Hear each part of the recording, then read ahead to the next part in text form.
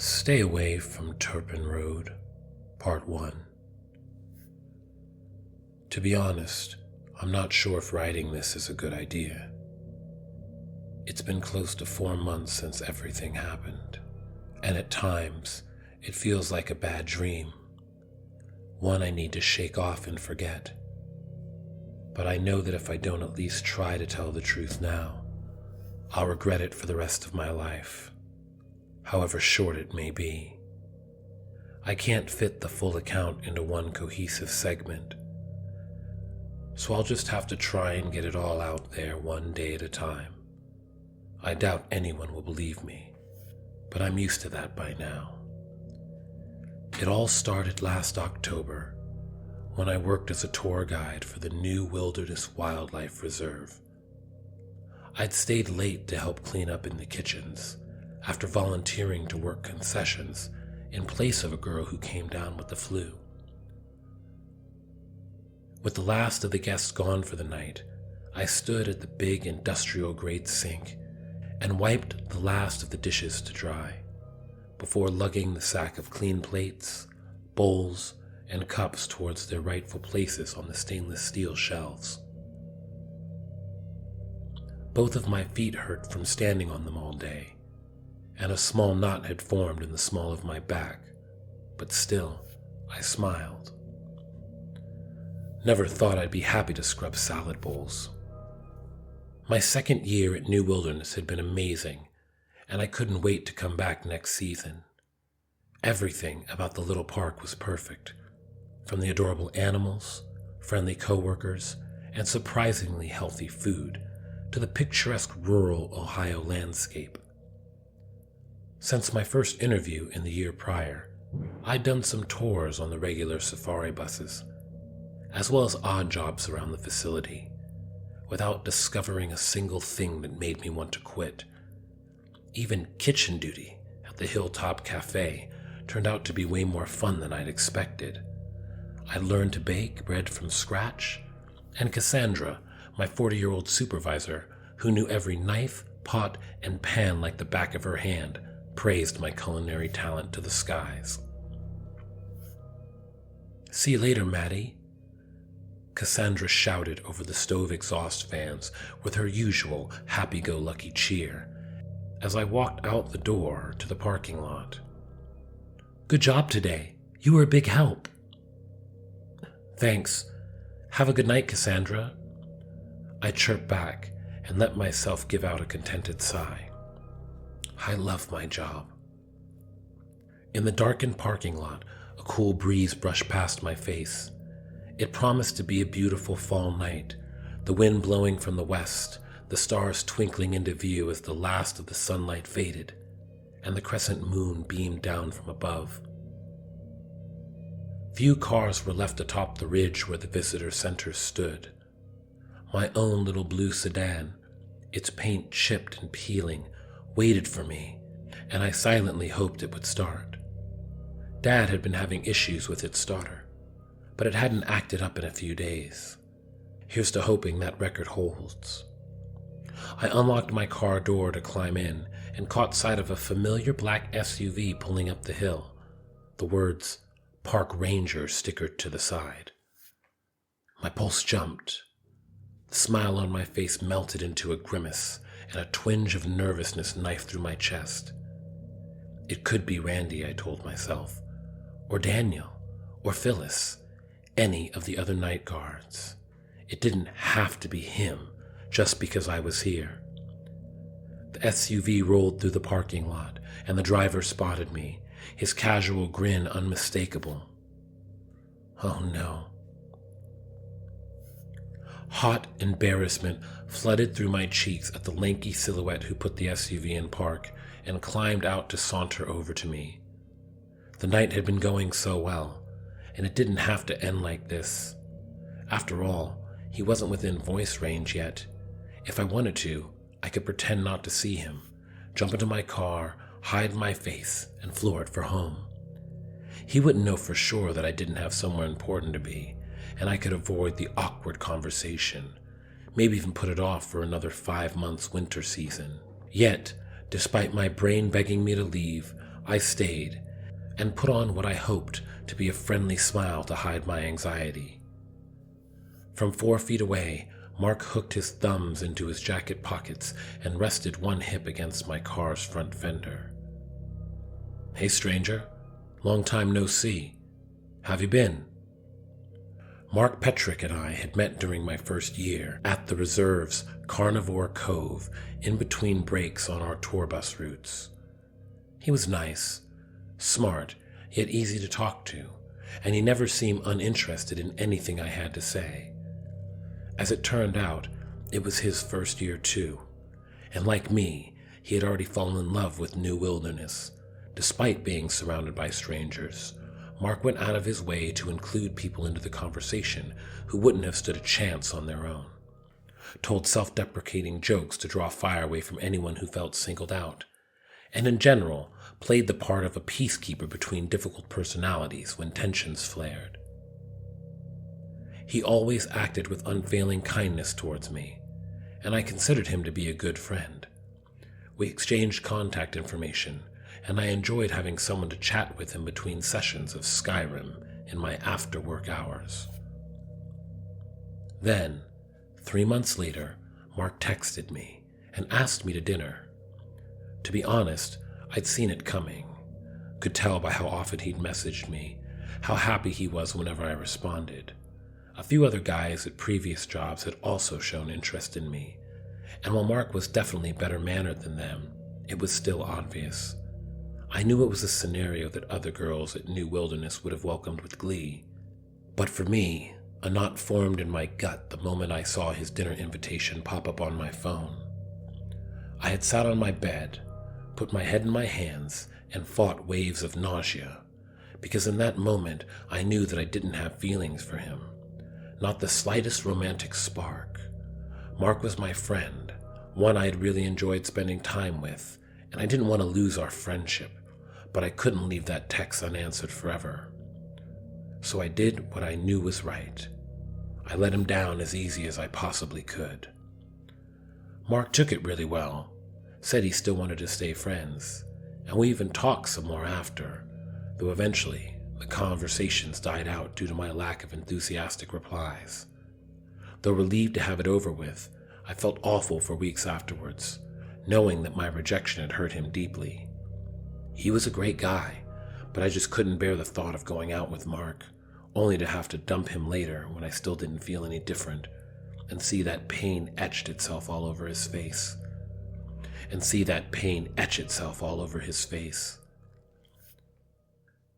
Perhaps that's why, when Mark announced his engagement to another girl at the beginning of this year, a little of that guilt lifted from my shoulders. He'd been a bundle of giddy smiles when I'd overheard him talking to one of the other tour guides about his fiancée, and I wanted to be happy for him. I wanted to, anyway. "I'm fine." I bobbed my head like a doll on an old truck dashboard, wishing I could dig the shame from my chest like an unwanted parasite and stomp it to the floor. "You?" Mark's cocoa-brown eyes seemed to see right through my nervous facade, and he made a half-apologetic smile. "I'm good. You in a hurry? I don't want to keep you." Those last few words stung more than I expected them to, and I almost winced.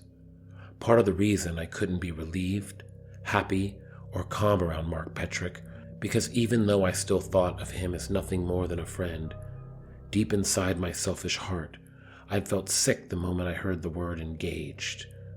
One of my big goals was to find the love of my life, settle down with him and have lots of kids and a nice cottage in the countryside. I'd confessed as much during our early conversations, before Mark revealed his feelings for me. While him moving on was a big relief, something inside me panicked at the thought that I may have thrown away my one chance to find the happiness I'd been dreaming of.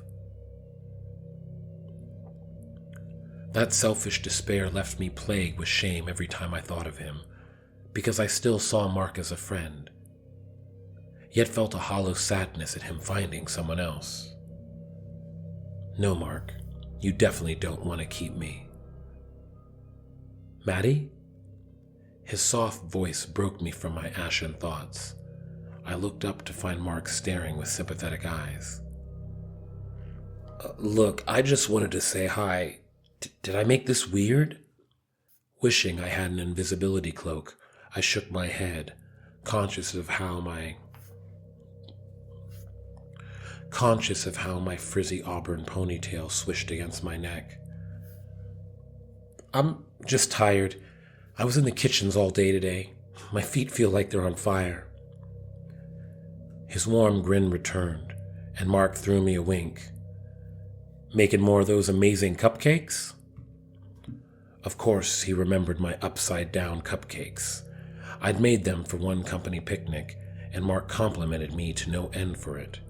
Everyone had liked them, but looking back, it left a bittersweet taste in my mouth.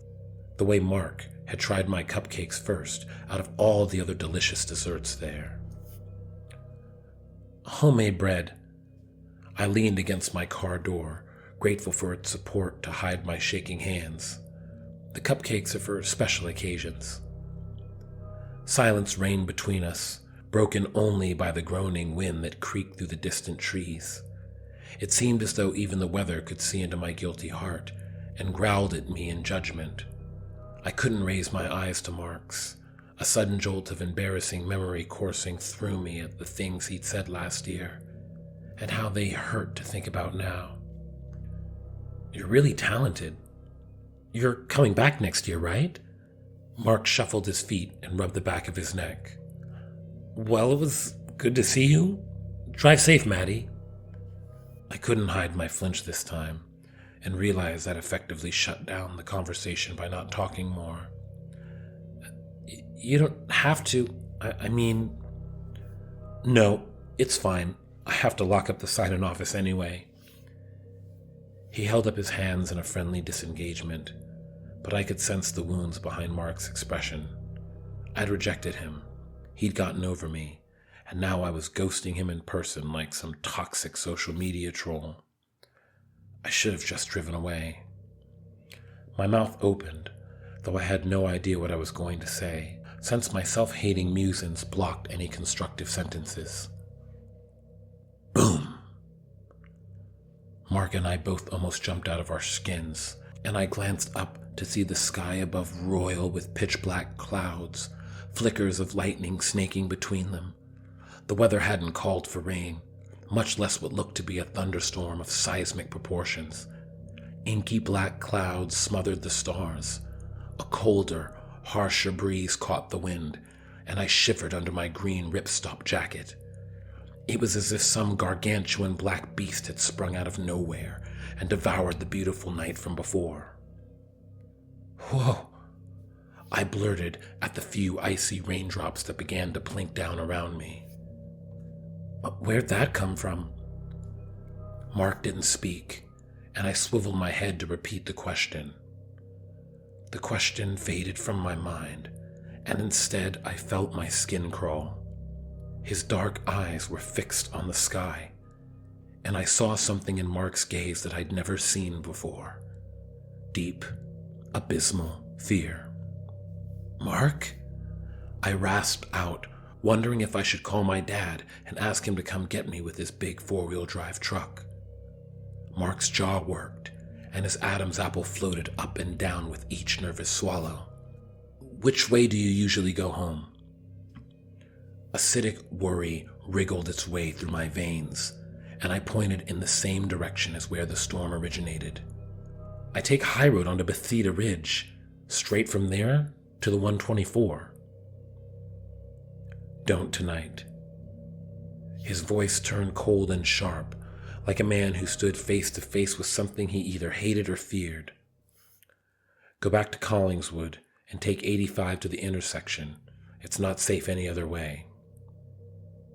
Mark had served 6 years in the army before coming to New Wilderness, and to see him this rigid, coiled like a spring, made me temporarily forget about my internal pity party over our unfortunate past. Okay, I'll go that way. He caught my eye and placed a white-knuckled hand on top of the driver's door. Do not take shortcuts. Do not try to go the old route. You do not stop, not for anything or anyone. If worst comes to worst, you backtrack here and lock yourself inside the administration building. He acts like there's a tornado coming. Okay, I squeaked, unable to muster much else. Mark's sternness frightened me. Listen, I mean it, Maddie. I don't care who they are, what they do. Do not stop. Not for a soul. Period. A long bolt of silvery lightning streaked through the air, and the resounding boom that echoed off it shook the ground beneath my feet.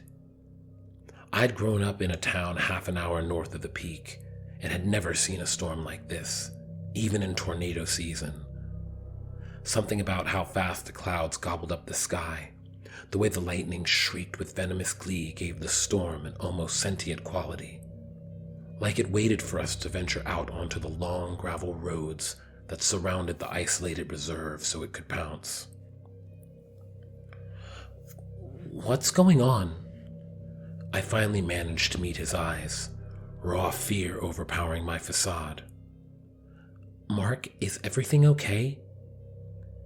He walked around the open car door and placed both hands on my shoulders in a gentle touch, one that sent pangs of guilt rippling deep into my chest. Mark tried to smile, but another lightning strike lit up his face, and I saw the lines there, the desperation, like a man with no cards left in a losing poker game. Go home, Maddie, as fast as you can. And if you see a ride for Tauerpin Road, don't take it. Spelled Tauerpin. Do not take it. Do you understand me?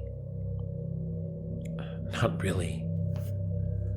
My mind whirled with 1,000 confused questions, but the way Mark held me by my shoulders, gave me a small squeeze, as though he was saying goodbye forever, made the hairs on the back of my neck stand on end. What was going on? I had never seen him get this way about a storm, and not once in the dozen times I'd driven around New Wilderness. And not once in the dozen times I'd driven around New Wilderness had I ever seen a side for Tauerpin Road. I wanted to believe Mark was messing with me, perhaps getting a form of warped revenge for my rejection. But the storm swamped the night sky above us and turned the pleasant mid-fall evening into a dark, rainy hellscape. I slid into my driver's seat and exhaled in thanks the moment my car's decrepit engine roared to life. Mark leaned through the open car window to be face level with me one last time. Remember, do not take Tauerpin Road, not for any reason. Turn around and come back if you have to. Gripping my cracked steering wheel, I forced myself to hold his gaze, even though it made my jumbled emotions do somersaults in my head. You're gonna be okay, right? Through the murky darkness, the same bright smile split the night, though a morose gleam overshadowed Mark's usually cheerful eyes. I'll be fine. Text me when you get home, okay? Just so I know you're not stuck out there. With that, he jogged away to his SUV, casting furtive glances at the storm overhead. As the rain started to pour down around him, part of me wanted to run after Mark, to hop into the passenger seat next to him, and refuse to leave until he told me what was happening. But I knew I couldn't do that. Dad and Mom were waiting on me. The storm was getting worse by the second, and I didn't want to make Mark worry, nor did I want to give him any wrong ideas about my feelings towards him. Especially not now. He's finally happy. Everything is back to normal, sort of. He's got some lucky girl, and I have my friend back. That's all that matters. The road home became a long ebony ribbon of shallow potholes, which my little car rattled over one by one with a malcontent rumble. Wind soared outside my rain-streaked windows, and I could feel the power of the storm pushing my car with each heavy gust. Rivulets of water turned the windshield into an optical illusion. My vision ahead smeared and hazy, the ragged wiper blades running at full speed. All the ditches brimmed with muddy runoff water. Streams flowed over the gravel roadway, and more water surged down from the surrounding banks. Thunder crackled like a war zone right over my head, and even though I sat in my nice, dry car, I still hunched over every time a boom went off in reflex. Like a wild animal.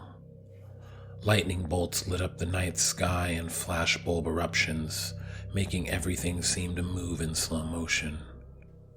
Whoomp! I screamed and yanked hard on the steering wheel. All 4 tires skipped over the wet gravel in an uncontrolled slide, and the vehicle careened towards the nearest ditch. My heart stopped in my chest. I mashed the brake pedal to the floor, and the hunk of rogue metal ground to a stop mere inches from flying off the road. Holy cow! I breathed, my arms and legs shaking, too stunned to be angry or afraid.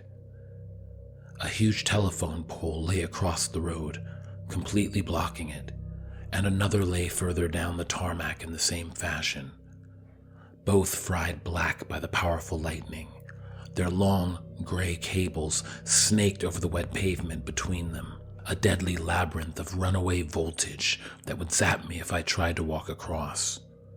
Not that I would even think of being that stupid.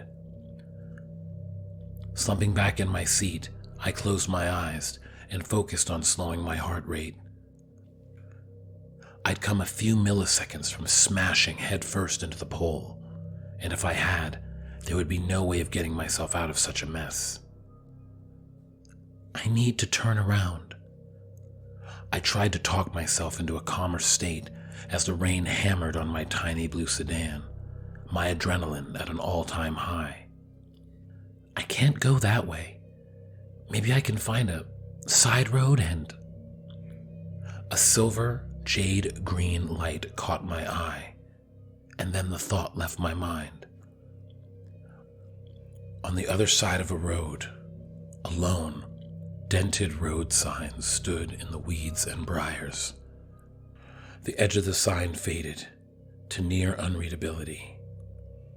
But even from where I sat, there was no mistaking the words that glared back at me in the yellowish beam of my headlights. Tauerpin Road. An ice-cold shiver ran down my spine. Goosebumps scattered over my arms beneath my jacket, and I gulped back a gasp. I hadn't deviated from the route Mark had told me to take.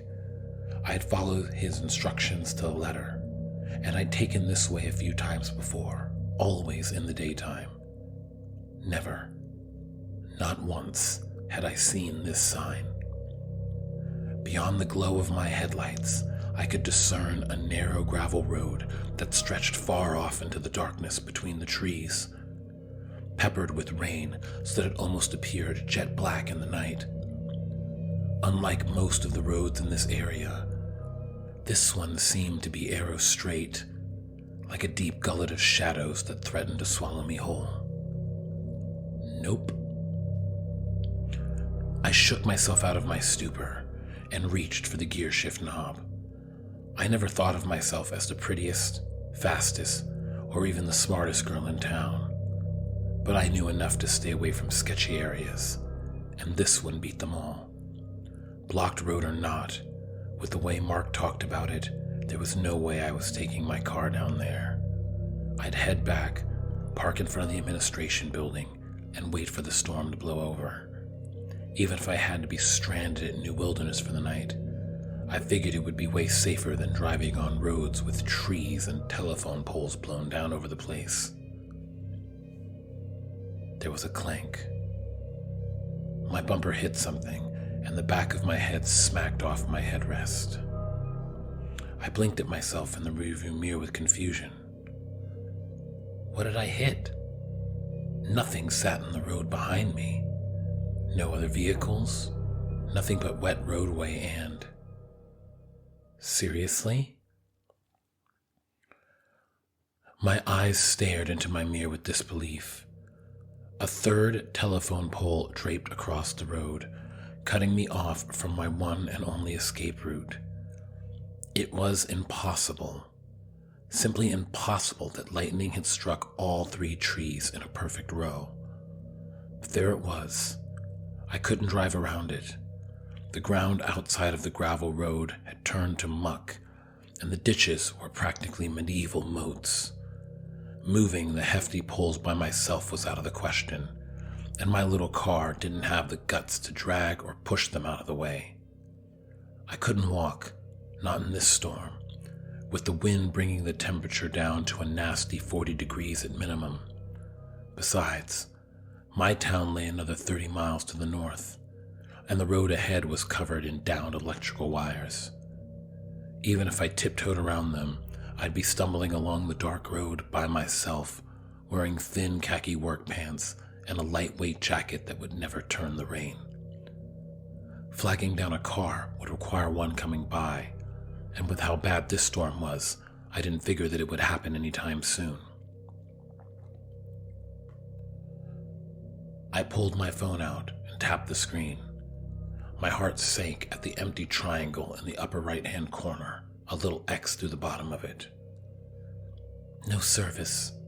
Of course I've got no service. Dad is gonna freak. Swallowing the dryness that attempted to choke me, I put the car into park and sighed. I'd just have to wait here until the storm passed. At least I had protection from the elements, and a barrier between myself and the menacing night. I could sleep till morning, run my heater, and play some music to keep the boredom away. Maybe, if Mark got concerned, he'd track me down and give me a ride back to New Wilderness. Come to think of it, Dad would eventually come out to search for me too.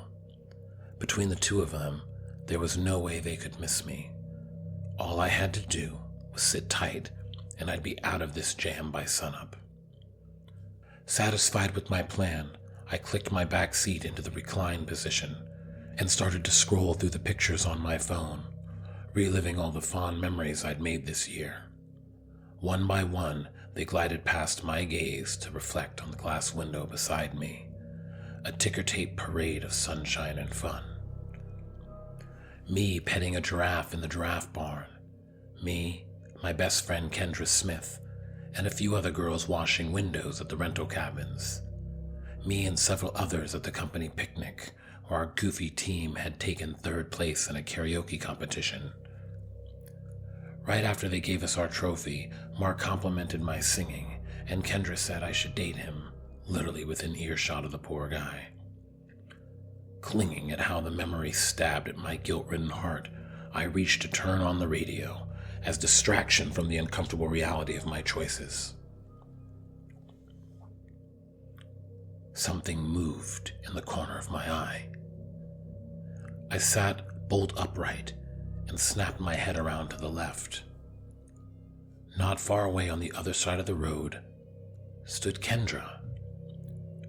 Her khaki pants and short brown braid were dripping, her lips tinged a shade of light blue from the horrid wind. Kendra's drenched black uniform shirt stuck to her slender frame, moving in jerky rhythm with each breath, and she hugged her arms around herself in a desperate attempt to ward off the cold. I stared, confused. How was she here? I hadn't seen any other cars pull up, no lights or horns. In fact, I couldn't see Kendra's green Kia anywhere. Had she foolishly decided to walk for help instead of staying in the car? She must have left around the same time and got stranded too. Seeing me staring, Kendra made a sheepish smile. Kendra! I waved at her from behind the glass of my driver's door. Kendra, hop in. Come on, it's warmer in here. The rain pounded on the car roof harder. Kendra hunched against the watery onslaught, as though each drop was an ice pick to her exposed skin. She pointed to her ear and mouthed a reply. Can't hear you.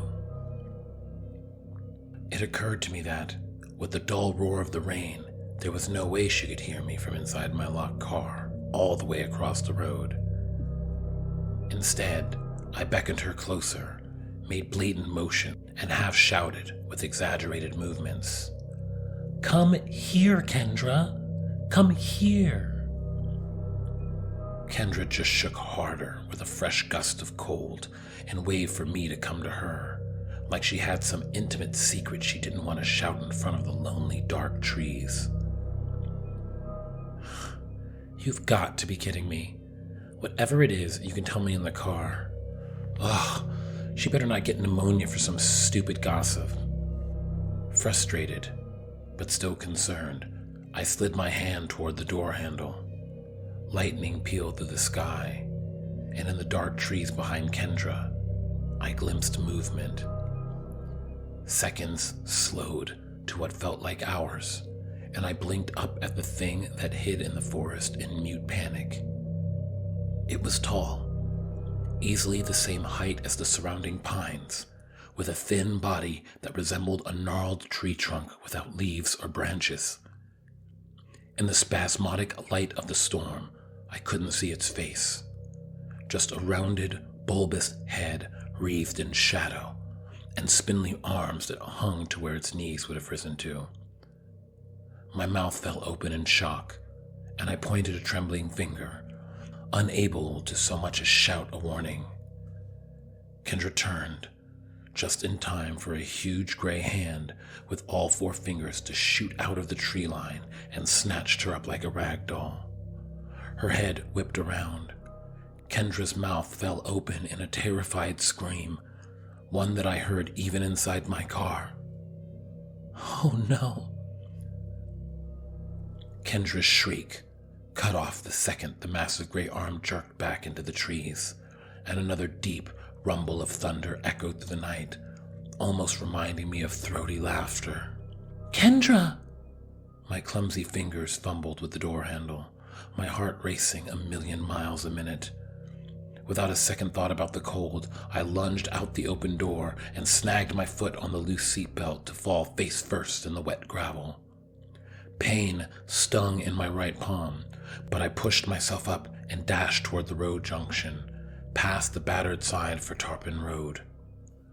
Wind slashed at my face, pulled my hair from its ponytail, and cold rain drained down the back of my jacket with sadistic glee. Muddy gravel squelched under my tennis shoes, and shadows closed in around me as I outran the golden beams of my car's headlights. Both lungs burned with the moisture-filled air, and I squinted against the inky darkness. Wham! I flew headlong into the rough stones of the road, my shins flaring with pain. Little sharp bits of rock stuck into my bare hands, and I gritted my teeth to choke back a string of expletives. Oh, son of a... Sitting up, I picked at my hands to dislodge the pesky rocks and ran careful fingers over my legs. They were sore, but I hadn't fallen hard enough to break or sprain anything. I decided that I must have tripped over a falling tree branch in the dark, my own hands barely visible before my dirt-smeared face. Blind as a bat in the dark, I groped for my phone. Oh, Madison, you idiot. I remembered too late that my phone sat in my car's center console, still on the picture of me and my teammates at the company picnic.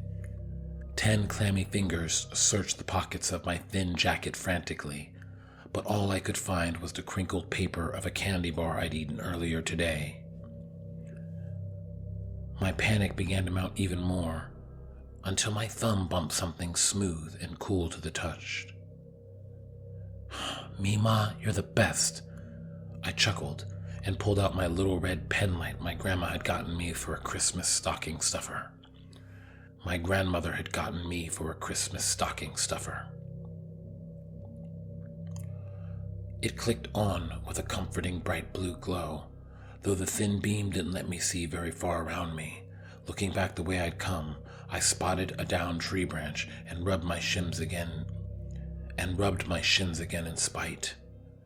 Man, that hurt.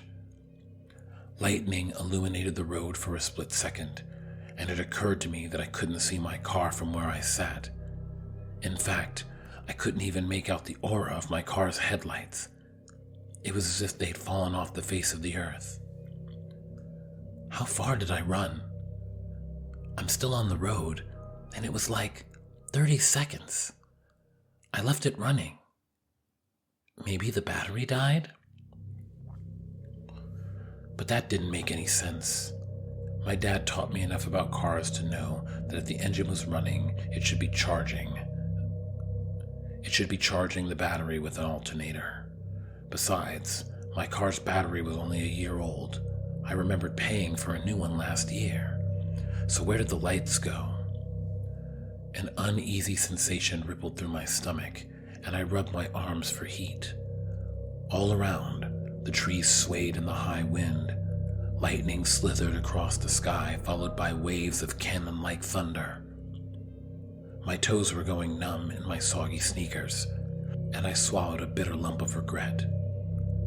Whatever grabbed Kendra could be anywhere, and outside of my little car in the pounding rain, I felt as exposed as if I had come to work naked. My mind flashed back to the little revolver my father had bought for me a month ago, one he'd insisted I carry everywhere, only for me to roll my eyes and leave it in my nightstand drawer. Dad had always been protective, particularly since I was the eldest daughter, and I chafed at how he'd made me text him every time I came home from work. Sitting on the wet ground, my shins throbbing, with nothing but my tiny penlight to ward off the darkness, I cursed myself for all the times I'd shrugged him off as being too paranoid. Dad, I wish you were here. Crunch, crunch, crunch. I spun around at the sound of shoes on loose stones, and the beam of my flashlight landed on a familiar khaki-wearing figure. Shocked, I stood up. Kendra? She stopped several yards away, far enough that the weak beam of my penlight couldn't fully reveal her features. Something in the pit of my guts churned, like I'd eaten spoiled food, and I took a cautious step forward. Kendra Cheese, you okay? I saw that thing grab you. What was... My limbs froze, and the words died in my throat at a sudden realization. Every morning, I checked the work roster to see where I'd be working and who I'd be working with. I wanted to know ahead of time if I was working with any newcomers so I could know their names. But ever since the incident with Mark, I also did it to be sure I had fair warning if he'd be anywhere nearby. Kendra and I were really close, and she always texted me whenever we were set to work together, usually a long stream of happy emojis.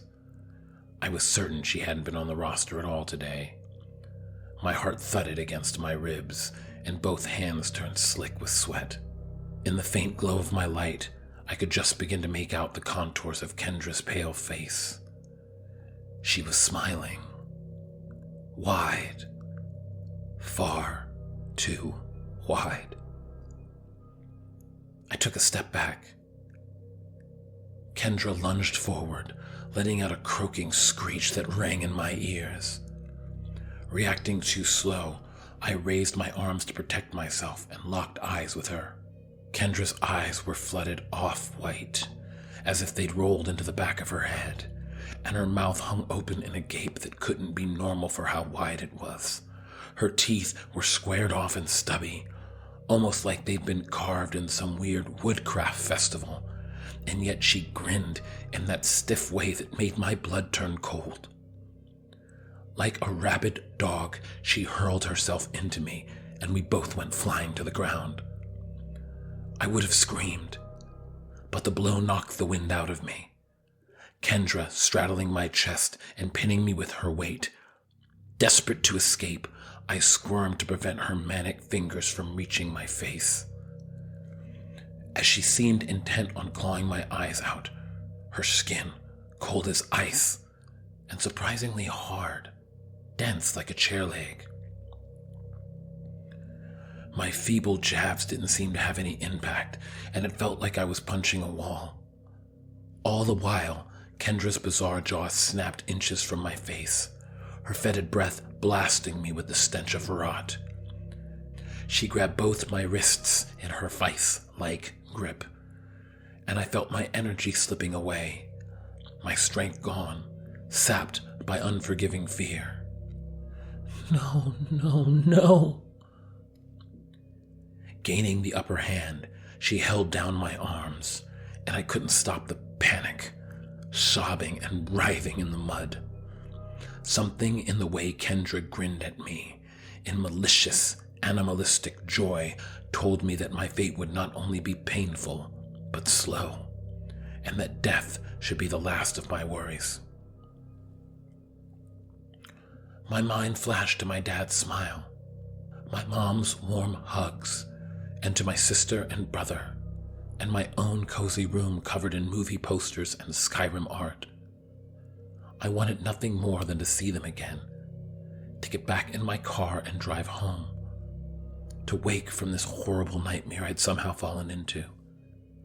In the last few moments, I pictured Mark's soft brown eyes, his debonair smile, and the way he'd warned me with fear heavy in his voice. Text me when you get home, okay? I squeezed my eyes shut and turned my face to the muck as Kendra's lukewarm breath hissed in my ear, ready for her to rip into me like a juicy steak. Whack! The crack of wood on wood pierced the air above my face, and Kendra wrenched backward, something coarse and wet spattering over my face. At last I screamed, still paralyzed by fear, afraid to open my eyes. Kendra's bulk slid off of me, and more footsteps bounded up next to my head. A few more loud cracks echoed, as if a 2x4 had been smashed against the wall repeatedly. Something grabbed the back of my jacket collar and started to pull me down the road, oblivious to my frightened hyperventilation. Thunder roared, and even through my closed eyelids I could see a monstrous shadow framed against the bright lightning nearby, standing over the road. It's got me! My arms came back to life. I thrashed, kicked, and screamed with all my might, like my mother had told me to do if ever someone had tried to drag me into their van. I wanted to go home. I wanted to live, and even if it meant biting and clawing my way out, I would do it. Whatever had a hold of my jacket let go, and my eyes flew open so I could make a run for it. Stop! A hand clamped over my mouth, while an arm wound around my chest to yank me off the road and deep into the murky brush. You want to get us both killed? Wait, what? Both legs went limp the instant that voice jerked me from my panic. Could it be? I murmured into the callous hand over my mouth. My captor tensed, and more whispered words tickled my right ear. Stay still. It's close. I didn't have time to protest. On the opposite side of the road, a tall, lumbering figure moved through the trees in long, slow strides, its head swaying slowly back and forth as if searching for something. Each step the being took made the ground shake, small tremors moving up from the mud into my chest as if a steel mill were right beside me. One hand swung freely at its side, like a person out for a walk, while the other hand held on to a long mass of what looked like black strands draped over its pebble-gray shoulder. Attached to a load that I couldn't see from where I sat. I still couldn't make out its face, so high up and shrouded in darkness was it, and while it had arms, legs, and a body like a person, I somehow knew in the depths of my frightened mind that that thing was far from natural. The massive creature wandered on down the road, letting out long, loud bellows at random intervals that sounded like some kind of a beluga whale call. The eerie siren song making my head swim. As soon as it trailed out of sight, a dark form shifted in front of me, and a newfound panic rose in my throat at the shove of something pushing me hard against a rock so I couldn't wiggle free. Red light filled my field of vision, and I slammed my eyes shut in confusion at the glow that hovered over my face. The hand left my mouth at last, only to return with the cold sensation of a knife blade pressing to my neck. Again, a low voice hissed through the dark. "Say your name." What did I do? I don't understand what I did to deserve this. I choked down a whimper and tried to stay calm.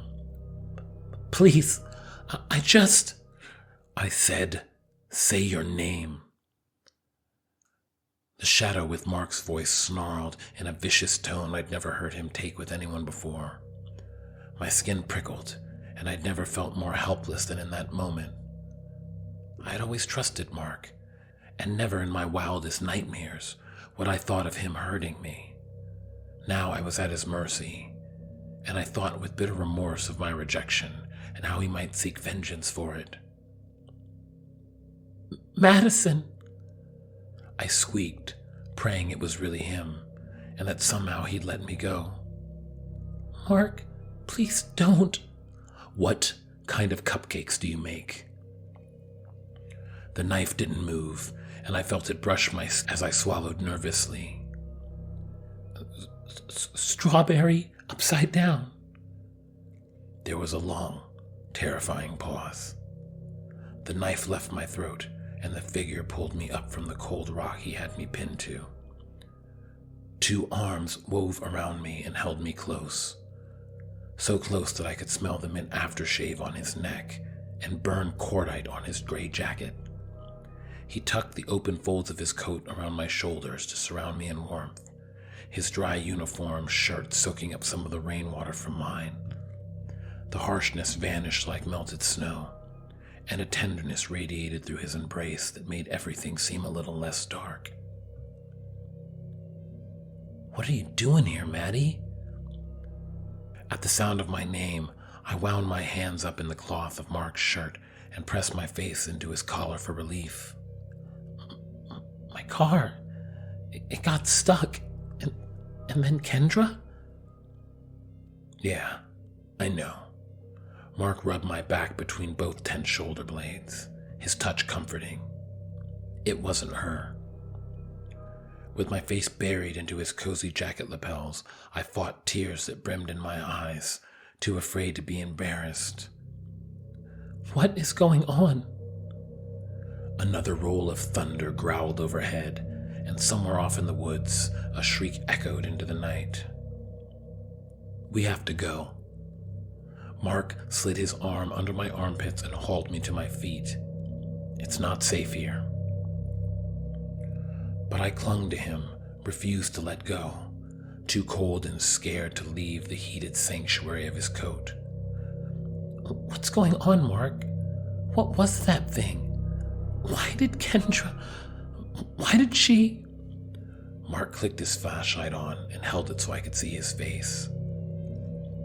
In the red beam, Mark's brown eyes appeared black, his face grim, and there were scratches on his right cheek, as if someone had dug their fingernails into his skin. "Maddie, I need you to trust me, all right? I'll explain once we have some breathing room. For now, come on." Every instinct I had wanted to refuse, to beg him to run with me back to my waiting car, so I could speed home to my warm house. I just wanted this nightmare to end, yet something primal inside of my guts told me that I wouldn't get 10 feet without Mark. Like it or not, I needed him, and he seemed bound and determined to plunge deeper into the forest surrounding that cursed road. Another gust of cold wind raked its cruel tendrils over my face, and I shivered. "Okay." My shoes slid on the mud, thorns stuck into my thin coat, and the rain continued to sap me of whatever body heat I still had left. I never let go of his hand, for fear this strange labyrinth would swallow him like it had my old beater, and leave me at the mercy of whatever other apparitions were out there. My fate was sealed now, my survival entwined with Mark's, and I followed him blindly through the abyss, hoping with every step that he had some plan to get me out of Tauerpin Road. Hey, this is Jay Taylor from Dante's Disciple. I wanted to thank Random Appalachian 462 for such a phenomenal story. This is a part of a series, and there's a lot more to come in this universe. As usual, I would invite you to like and comment so that I know I can keep going. I know I've been gone for a while. I'm actually currently designing a video game, and I finished a short film, all of which will be released on some of my other channels. But I've got some serious making up to do. The story is interesting. I really like where it's going. The main character, Madison, however, her sort of obsession with this relationship is very silly to me. You're in a very life or death situation, and you just saw a giant creature grab your friend, and you're still concerned that this guy's crushing on you, and that's going to be your problem. I think hopefully she will